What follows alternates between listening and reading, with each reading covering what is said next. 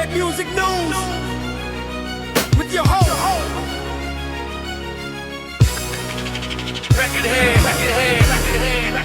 Good evening, you filthy animals. I'm Recordhead, and tonight we ask the question the mainstream media refuses to ask. Who's Dave, and where the fuck did he come from? Now, most people know Dave as the humble horse owned by Detour Soundscape. Quiet horse, friendly horse, slightly suspicious horse. But what if I told you Dave has secretly been influencing rock history for over 60 years? That's right, ladies and gentlemen. Tonight, Recordhead News dives deep into the unbelievable story of Dave Mustang, rock star, time traveler, drug enthusiast, and possibly the greatest musical wonder in human history. Now, according to leaked documents obtained from a USB stick found inside a bong behind Dr. No's couch, this entire saga started several years ago when Dave first encountered Dr. No during a late-night livestream. At first it seemed innocent enough. Dave enters chat. Dr. No thinks it's a fake account. Then suddenly there's a horse outside his house at 2 a.m. wearing sunglasses and a leather jacket. Now most people would probably call the police. But Dr. No, being Dr. No, instead says, "You want to come smoke some weed?" And this, ladies and gentlemen, was the moment the timeline collapsed. You see, according to Dr. No, he had recently developed an experimental strain known as Chronic Flux, a hybrid blend of medicinal cannabis, Mountain Dew, crushed up guitar picks, and what he describes as a tiny little bit of plutonium Dave found in a bunker in Iran. Now, apparently the side effects included short-term memory loss, paranoia, mild levitation, and in rare cases, temporal displacement. Or as Dave calls it, getting absolutely fucking zooted. Now, the first documented incident occurred in 1967. Dave allegedly smoked an entire ounce of Chrono Chronic, then vanished directly through Dr. No's garage wall before materializing in San Francisco during the Summer of Love. Now, at this point, Dave had no understanding of time travel. He thought he'd simply had really good weed. While wandering around completely off his face, Dave stumbled into a party hosted by Grace Slick. Now, according to eyewitnesses, Dave immediately challenged everyone in the room to a staring contest before eating an entire tray of brownies that were very clearly marked, "Do not touch." 30 minutes later, Grace Slick and Dave were reportedly sprinting barefoot through the streets of San Francisco, screaming about rabbits, caterpillars, clocks, and why horses don't pay taxes. At one point, Dave allegedly attempted to fight a parking meter because he believed it was a government robot. The trip became so intense that Dave reportedly convinced Grace Slick she was trapped inside Wonderland. 3 days later, White Rabbit was written, though insiders claimed the original title was actually White Pony, but the record label changed it because apparently a drugged-up horse wasn't marketable. Cowards.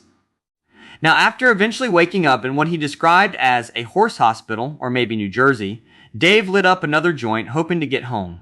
Instead, he accidentally launched himself to 1973. And this, ladies and gentlemen, is where things got very stupid.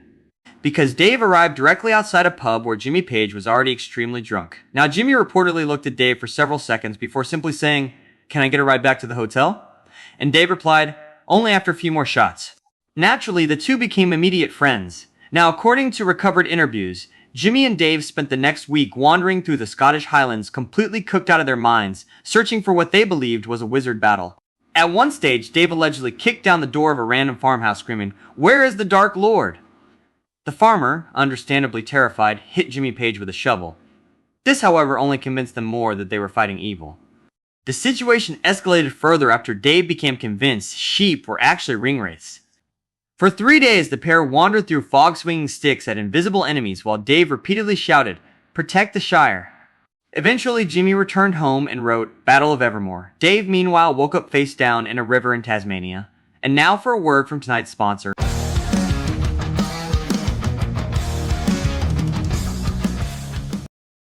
Guys, Resident Records got invited to the Met Gala in New York.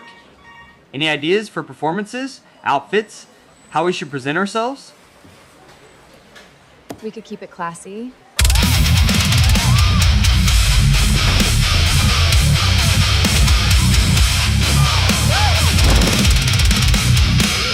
What is happening?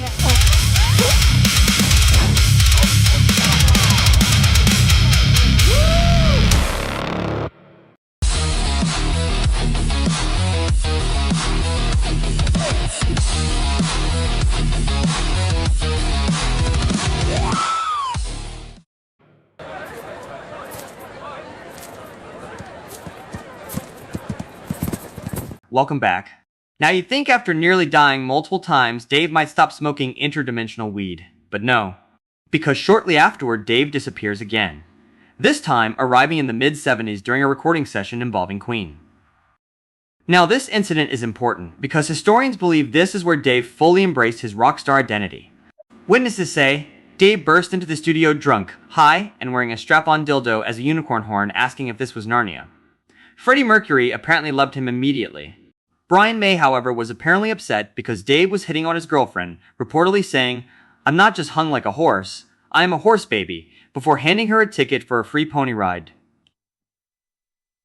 Now during an acid trip, Freddie asked Dave if he had any regrets in life, and according to legend, Dave stared silently out the window for nearly 2 minutes before whispering, "Emma, I just killed a man," with a tear in his eye.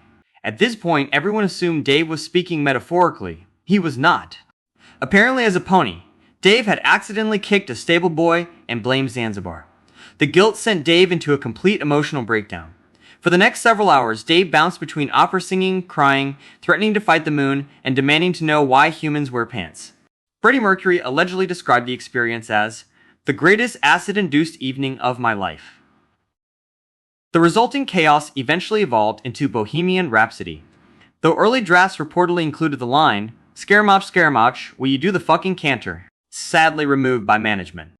Then, we move into the late 70s and early 80s. By now, Dave had become addicted to time travel itself. He wasn't even trying to get home anymore. He was just turning up throughout history causing problems. And this brings us to Journey.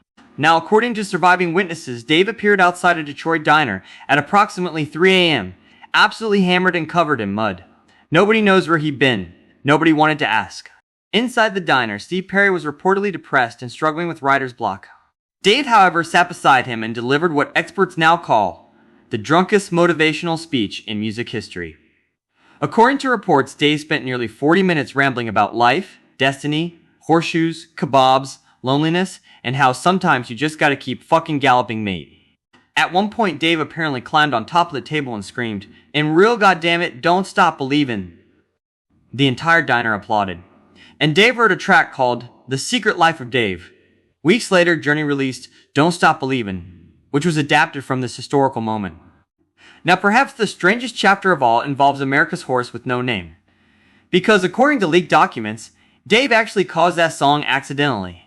You see, during one particularly disastrous time jump, Dave ended up stranded in the desert after smoking what Dr. No described as the extra strength wizard batch. Eventually, members of America encountered Dave dehydrated, sunburnt, and attempting to drink cactus juice. Due to dehydration, Dave was unable to talk, but he temporarily joined the band on their trek to meet Jose. Unfortunately, the band never found out his name, so years later, when they wrote a track about him, they were unable to credit him directly. The rest is history. Though Dave later corrected the historical record with Horse Called Dave because according to him, the horse had a fucking name. Now perhaps the most controversial event of all, Mustang Sally.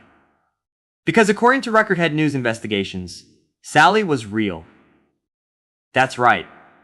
Sources claim Sally was another horse Dave met during the late 60s, a rebellious runaway mare allegedly involved in illegal drag racing, casino fraud, and what police reports describe only as multiple incidents involving public indecency. Dave reportedly fell deeply in love. The pair spent several weeks racing muscle cars through Nevada before Sally vanished into another timeline entirely. Heartbroken, Dave wandered into a bar ranting the entire story to confused musicians. And thus, Mustang Sally was born. Now critics may claim this entire story is insane. To those critics, I say this. Explain the evidence. Explain the songs. Explain why Dr. No owns what appears to be a homemade particle accelerator built from Xbox parts. You can't. Because the truth is out there.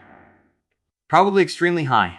And somewhere tonight, while Emma sleeps peacefully believing Dave is safe in the barn, Dave Mustang may once again be riding through the fabric of time itself, completely blasted, creating music history one band at a time. I'm Recordhead.